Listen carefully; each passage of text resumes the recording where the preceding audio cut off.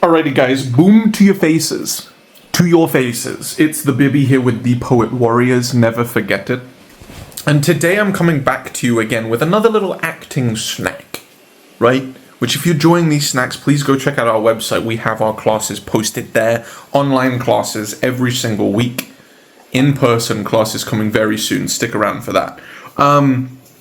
Today I would like to talk about taking risks on stage.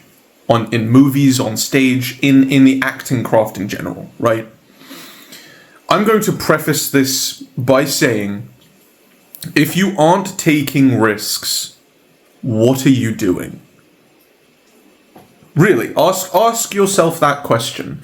If currently you might be doing a show, right? Say you're doing Julius Caesar, Fiddler on the Roof, right? Dr. Faustus, whatever. Say you're doing something fluffy, something comical, something serious, contemporary, classic, whatever. If you aren't taking risks, what are you doing? Why are you doing this? What are you going to get out of this, right? Let me go in a little bit into more detail now. You can put this one in your back pocket because I think this one's going to be pretty good, right? So buckle up. Taking risks as actors, you want to do for several different reasons. One, I believe that it sparks growth in your craft. Two, it normally leads to a nuance that will lead to you being more alive and more free on stage, which I've talked about in a previous snack. Go check that out if you haven't already. About being live and being free on stage and why that's beneficial and why you want to shoot for that goal. And thirdly, which I also talked about in that snack subsequently, it allows you to be more in the moment and more instinctual. And again, go and watch that previous snack that I did. I'll link it down below, where I talk about why these things are important and why you want to achieve them and how they'll help you moving forwards. But today we're talking about risks.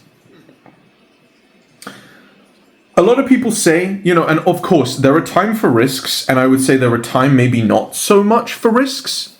Going with the tried and true method that you've rehearsed, right? Obviously, the rehearsal space is absolutely time for risks. First week going into a show, maybe even tech week, as long as you're not kind of messing up the things they're trying to tech, right? Like light cues and such. You want to be taking risks, man. You want to be taking risks. And, in a long-running show as well, you want to be taking risks in the performance, maybe, right? So what do I mean by taking risks? What do I mean by that, right? I mean by trying things and seeing if they work, right? Seeing if it sticks. Maybe something comes out of it, right?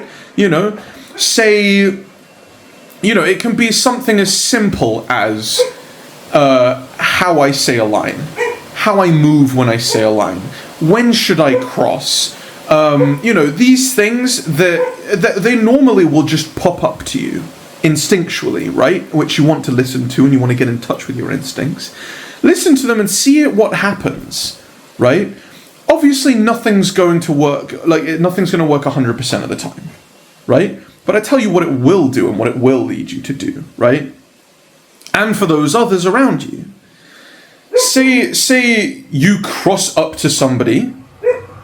Say you're having an argument with someone on stage, right? Let's for example, say you're having a kind of a spaced argument, right? Like they're over there, you're over here. Maybe a line feels right to cross on. Maybe you haven't staged it that way before, right? And you deliver a line in a way where you're like, oh, I've got to be up in their face for this line. Let's give that a go. Let's try that. Let's take that risk, right? Say you cross with power, with oomph, with gusto, right?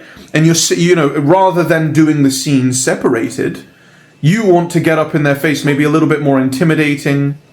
You want to have them play off of that reaction, and you cross strong, and you deliver the line right there, right? And it feels good.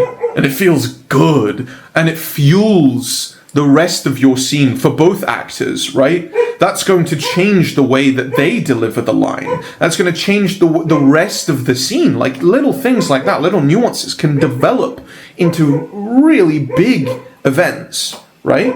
Or really small events. It doesn't have to be, you know, all the way up there. It can be smaller, right?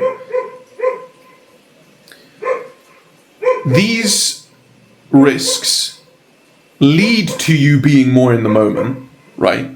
Some actors might be like, oh shit, like, you know, some actors might break down because some actors just can't be in the moment. Some actors do really struggle with that, and, you know, it's not their fault. They've just got to develop those techniques, those skills, right? They might break down, but how about you surround yourself with actors who you know can, you know, really play off of one another and really work off of that. You know, if I was the person receiving that, that gives me so much more. That takes me out of this routine, right? Acting should never be routined, right? I'm more alive. I'm in the moment. I've got to react to that. I've got to be a living, breathing thing at that moment. That takes me out of this performance and makes me be alive and like be transformative, right? I gotta become that thing. Like, oh shit, how would my guy react to this, right? Would he be like, who do you think you are? You know, we'll be like, oh no, I'm sorry. You know, would he back down? Would he approach? Would he, you know, like. That's an actor that can really provoke things and change the entire feel of a show or a scene, you know, makes it less static, more alive, more instinctual, which both actors should benefit from, right? And if it didn't work, you don't do it again. You know, like, you're not risking it. Well, it's a risk. But, you know, like, nothing bad necessarily is going to come from that unless it's a huge fail and your director's like, what are you doing? But a director should want you to do things like this anyway. You know, obviously you've got to remain teched. You can't, like, move out of the light and stuff like that. But you can absolutely take risks. And I mean, the rehearsal space, that's the time for it. You know, a lot of actors don't utilize the rehearsal space, rehearsal time fully. A lot of actors, which is also kind of the topic of this video, right? Utilize your rehearsal time. You really utilize that, right? You know, a lot of actors, they go in, firstly, learn the lines straight away. So you can really work with your acting, your movement, right? Connecting with other actors. If you are in the script, like, you know, still on script, learn to be out, you know, learn to look up, learn to be out of the script at the very least, you know, cold reading, which is a skill that, you know, any actor should learn. We'll go into that in a later date. Utilize the rehearsal space, show up, try things, risk things. Don't just leave everything up to everyone else. A lot of actors just show up and they're like, oh, I'm not the director. He can mold me. Like, I'm a mold of. A lot of people, they're like, you know, oh, I'm a thing of clay. I'm to be molded. How about you take the initiative and you, what the? Scary. I'm gonna backhand it. Ready? I backhand it. It's after me. How about you take the initiative and you show up as an artist? Right? Not an object. Show up as an artist. Utilize that space. Try things. Risk things. Go for gold. You might find some. You won't find any if you're not looking for it. You know? Make a lasting impact. Make a name for yourself.